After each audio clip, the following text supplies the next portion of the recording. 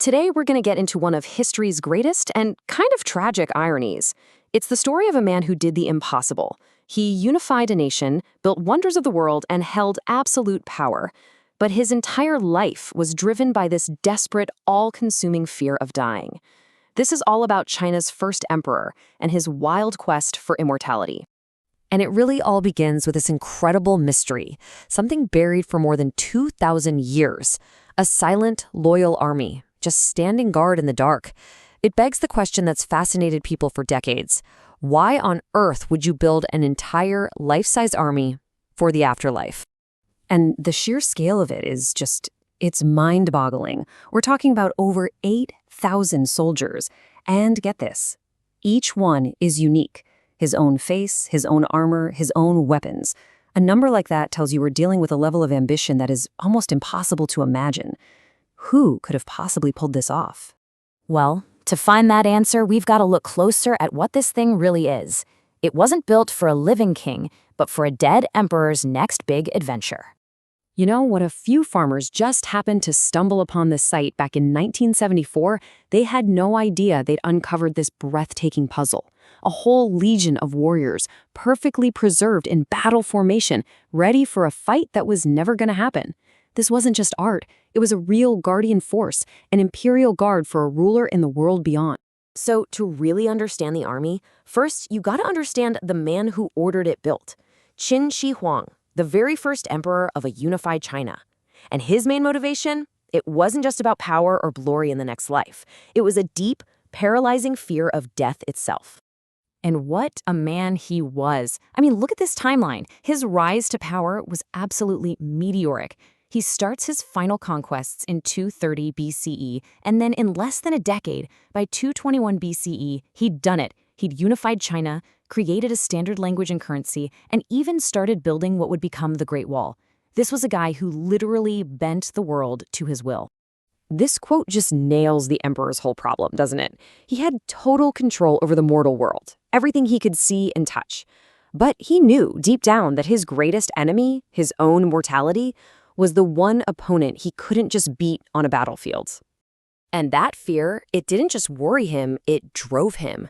It kicked off one of the most obsessive, expensive, and frankly, desperate searches in all of human history. The hunt for a way to live forever. Now, he wasn't just looking for a long life. No, he was after something way bigger. The Elixir of Life. This legendary potion that was supposed to give you true, unending immortality. His desperation took him down some pretty wild roads, as you can see here. I mean, he sent whole fleets of ships to find mythical islands. He had legions of alchemists working around the clock to brew him potions. He threw the massive resources of his entire empire at anyone, mystics, magicians, you name it, who claimed they had the secret to cheating death. And these ancient texts, they just fueled his obsession. They talked about these magical places like Penglai, this paradise where immortals lived. He got totally fixated on these stories, truly believing that if he just looked hard enough, he could find this place and finally get his hands on that elixir. But this is where the story takes a really tragic and deeply ironic turn.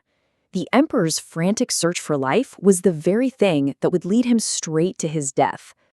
Let's be clear. His goal, the single obsession that drove everything he did, was simple. He wanted to do what no human had ever done. He wanted to live forever. And the result? The absolute opposite of what he wanted. He died when he was only 49 years old. And the irony is, he died while he was on a trip searching for, you guessed it, the elixir of immortality. So what on earth went wrong? Well, the fatal mistake was in the ingredients.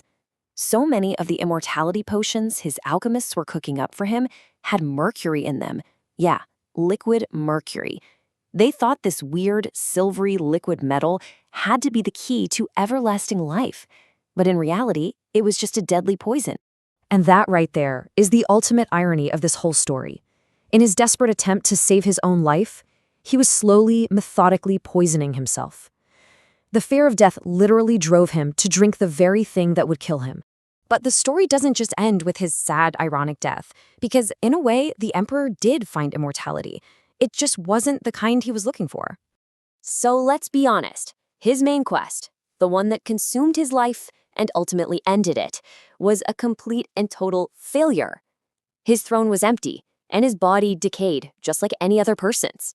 But here's the final twist. That massive terracotta army we started with, that was his backup plan. It was a project born from his fear of what would happen after he died. And by preparing so extravagantly for his own death, he accidentally guaranteed that his story would never, ever be forgotten.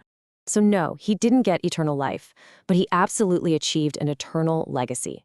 He sort of stumbled into his own kind of immortality, not some magic potion, but in clay, in the earth, and in the sheer, unbelievable audacity of his vision. And all of this leaves us with one last thing to think about. The story of Qin Shi Huang kind of forces you to ask, is immortality about having a body that never gets old, or is it about leaving behind a legacy that never fades? He chased the first one and failed, but in doing so, he accidentally achieved the second. And maybe, just maybe, that's the only kind of immortality any of us can ever really hope for.